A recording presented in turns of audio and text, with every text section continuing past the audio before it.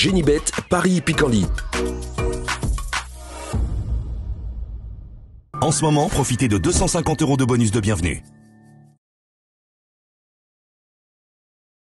Bonjour à toutes et bonjour à tous. On prend la direction de la Vendée pour le Quintet Plus Top 5 Genibet de ce mercredi 9 juillet.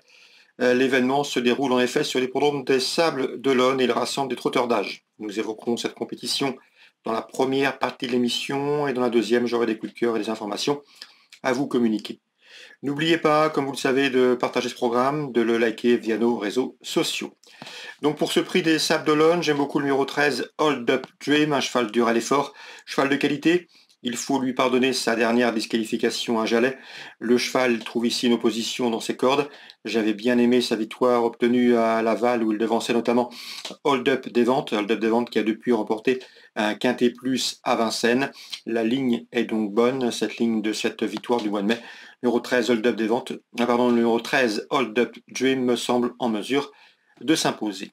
Je lui poserai principalement le numéro 15, Iris des Roseaux, qui reste sur 2 victoires, respectivement obtenues sur les pistes de Machecou et d'Angoulême plus récemment.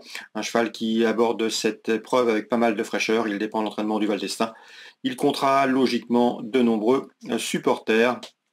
C'est un cheval qui avait également gagné à Vincennes l'an dernier. Attention au numéro 6, Hippipurax Paulois. Il est difficile à recommander chaudement puisque c'est un cheval qui est souvent disqualifié.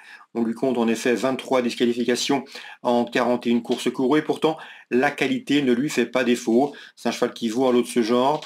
Il n'aurait qu'à se montrer sage pour jouer la victoire. Sachez également qu'il avait gagné sur cette piste des Sables d'Olonne à pareille époque l'an dernier.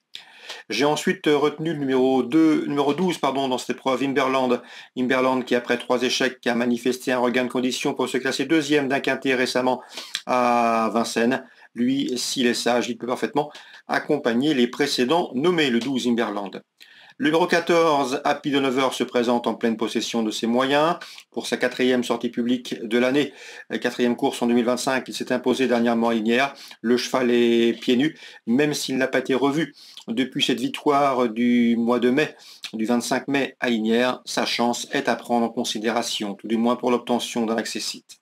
Le numéro 8, Hip Hop Chenu, est un cheval régulier, bien engagé au premier poteau, il est en forme, il a mieux fini que l'indique son dernier classement brut à Graigne.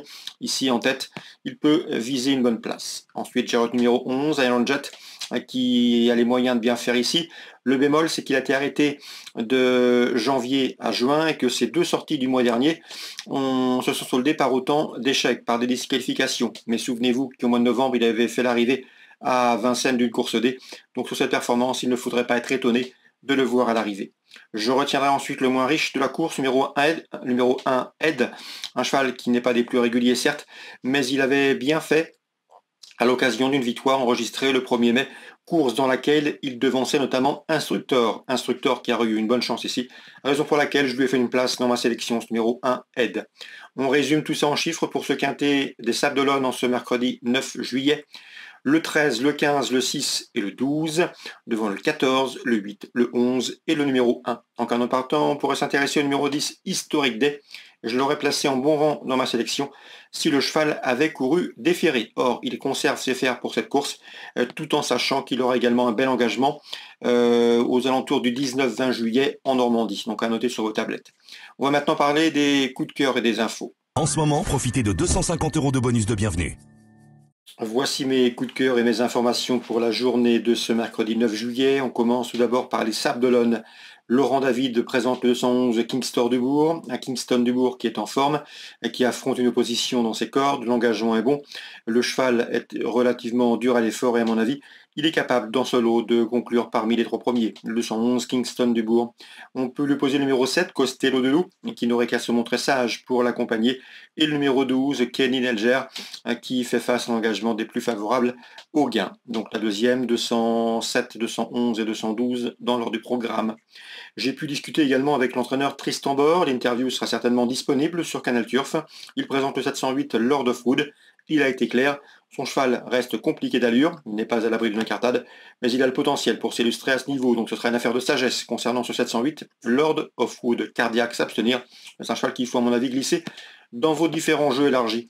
On lui posera le numéro 5 dans cette épreuve Loyal Dupont, qui sera déféré les postérieurs, un cheval qui a été préservé cette année, il a de la fraîcheur pour ce rendez-vous. Il vient de se classer 3e récemment au Sable d'Olonne le 3 juin en 1,15 des fractions. Il mérite donc crédit. À mon avis, c'est une bonne base de jeu. Ce 705, Loyal Dupont. Le 708, Lord of Wood, ce sera tout ou rien, vous l'aurez compris. Concernant Senon en Réunion 3, dans la deuxième, j'aime beaucoup le 203 Marisa Bleu, présenté par Étienne Dandinier, une concurrente de qualité. Elle avait pris la 4e place du prix Cargal à Auteuil au second semestre. Depuis, elle a échoué à Dieppe en tombant, mais il faut la reprendre car son entraîneur lui a déniché un engagement sur mesure. Elle a parfaitement le niveau d'une course de cet acabit. Le 203 Marisa Bleu. Je lui poserai principalement le numéro 2, Opéra Garnier, qui a couru 3 fois sur les obstacles. Résultat, 2 places de 3e et une victoire. De quoi incliner à la confiance. 203-202 pour la Réunion 3 à Senon. Toujours à Senon, Alain Coetil présente le 508 Macaleo, un AQPS qui va progresser, qui va afficher des progrès sur sa course de début. Il s'est classé 3e en débutant à Morlaix, il va courir en amélioration. Et dans son entourage, on ne serait nullement surpris de le voir sur le podium, le 508 Macaleo.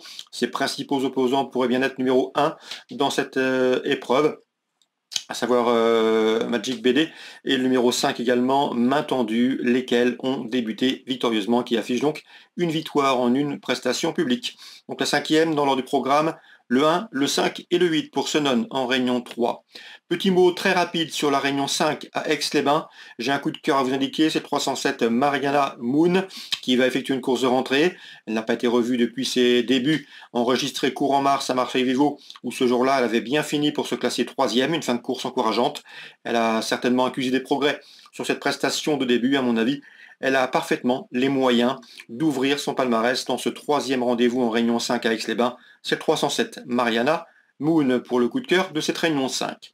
Voilà donc pour les infos de ce mercredi. Excellente journée à tous, très bon jeu. Rendez-vous désormais demain pour un nouveau programme. Genibet, Paris Picardie. En ce moment, profitez de 250 € de bonus de bienvenue.